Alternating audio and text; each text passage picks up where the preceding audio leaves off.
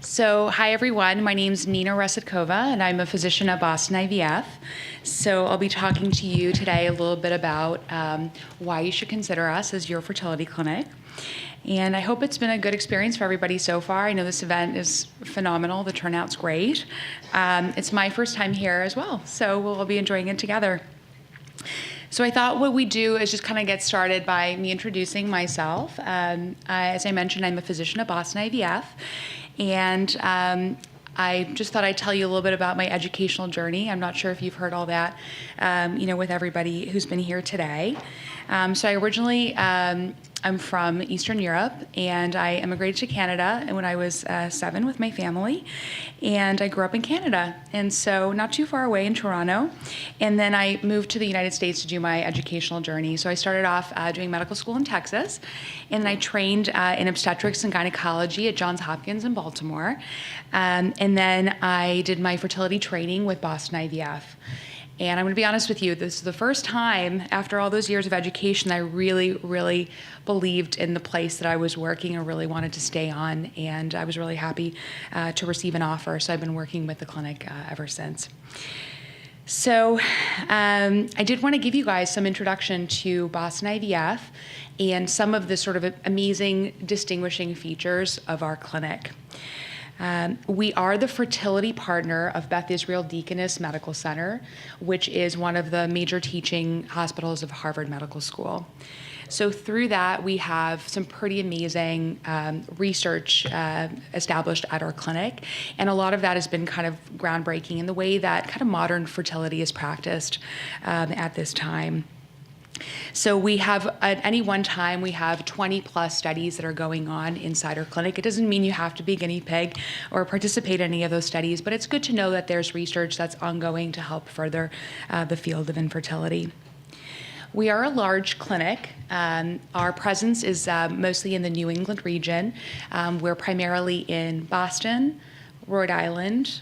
We also have clinics in New Hampshire and Maine. And then we do have some presence in New York State also with an Albany center and a Syracuse center, nothing in New York City.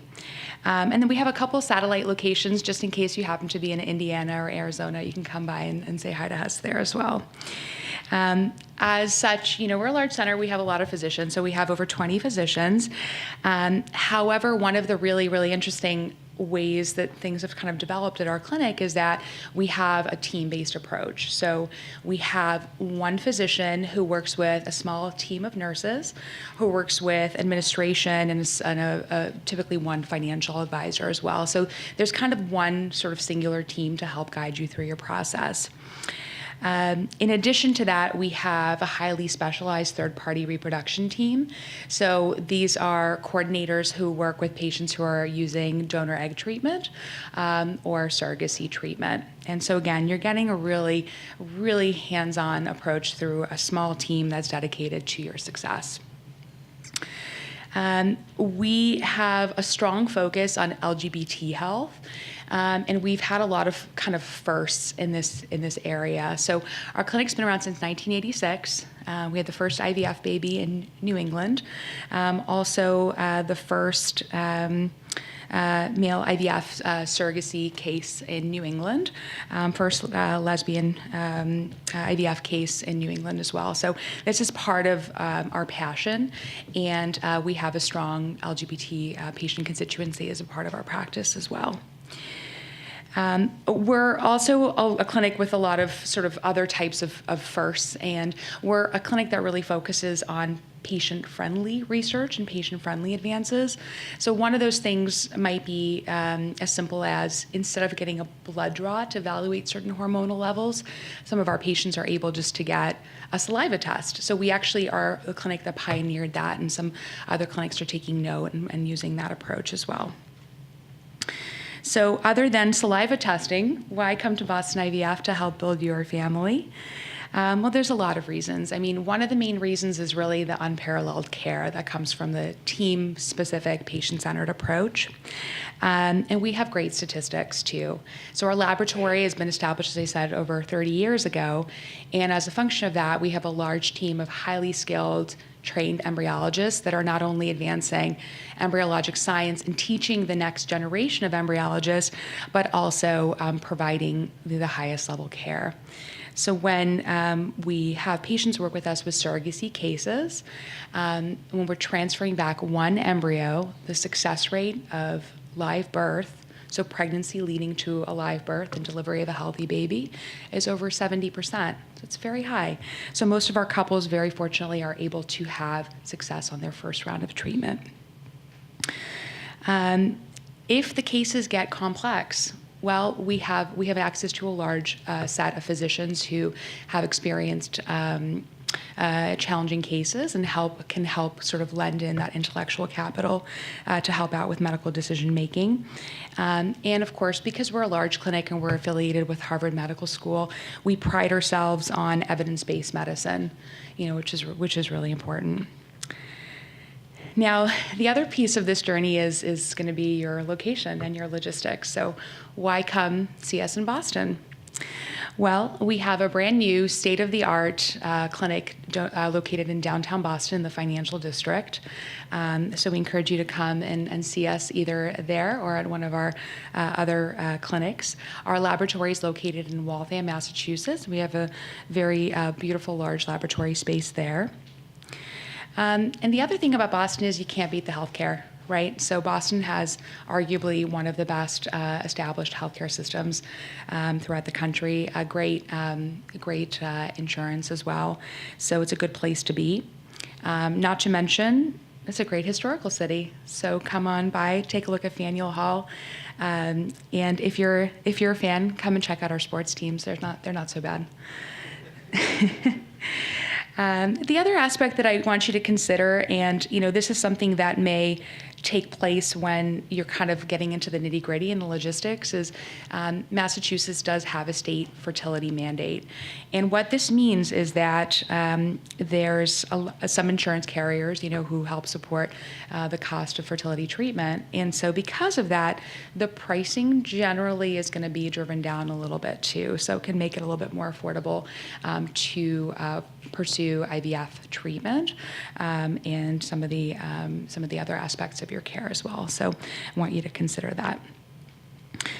Now, the last piece I want to leave you with, and I think this is sort of a really important part of this whole process, is that when you come to see us, we want to take away some of this sort of angst and nerves that come along with this process. So although you guys are here learning everything and getting, kind of revved up, we want to be your one-stop shop. We want to be able to take care of the whole process for you. So even if you haven't done all your research, you haven't saved all your money, you haven't picked your egg donor yet, that's okay. We're there to navigate the process for you. So we really want to be your coordination center for the medical, the legal, all the financial aspects for you. So even if you come and you've forgotten everything that you learned today, that's okay. We're there to help you navigate the process.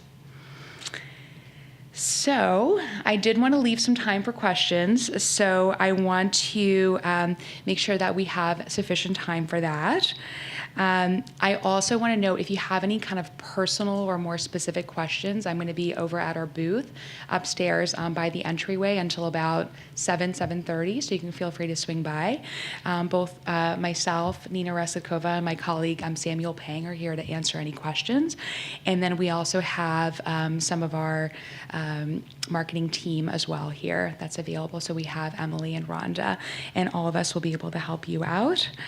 And I hope you continue to enjoy the conference. It's been great for me. I hope it has for you as well. So let's use this moment to take any questions. Yes? Do you normally work with third-party egg donor organizations, or do you have an in-house pool? Great question. So the question is, do we have an in-house egg donor agency? We do not have an in-house. So we typically work with third-party. So our third-party team kind of takes on the relationship management with the outside egg donor agency. And then if you're looking at frozen donor egg banks, we typically work with two primarily, Donor Egg Bank and My Egg Bank. So DEB or MEB. And we work frequently with both. Up top? Is it better to shift or to freeze unfertilized eggs or fertilized eggs? Which turns out better? Okay, so the question is, do we want to freeze unfertilized eggs, or do we want to freeze embryos? So eggs that have been fertilized and then developed to a certain stage of development. And the science is pretty strong on this, and it's pretty convincing that it's almost equivalent. Embryos do have a little bit of a better rate of survival in the laboratory. So when possible, or when the outcome is sort of independent of what you need, we'll typically aim to freeze embryos. However, the success rate of freezing eggs, thawing them out, injecting them with sperm, and then culturing out to an embryo is very, very good and quite comparable. So it kind of depends on your scenario and why you might want to freeze eggs versus embryos. But I will say the science is there and they're quite comparable. Yeah.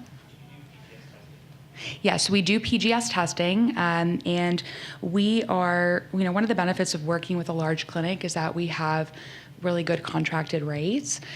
So the cost of PGS, or basically the cost of testing an embryo to figure out its chromosomal makeup, is kind of driven down by the volume that we produce. So I would say our average price point is about $3,700, and you're going to find if you start getting into the nitty-gritty, that's far on the lower side of average. Typical rates are going to be probably in the $4,000 to $6,000 range for a lot of other clinics. We do the testing in-house, but we send the samples to an outside laboratory.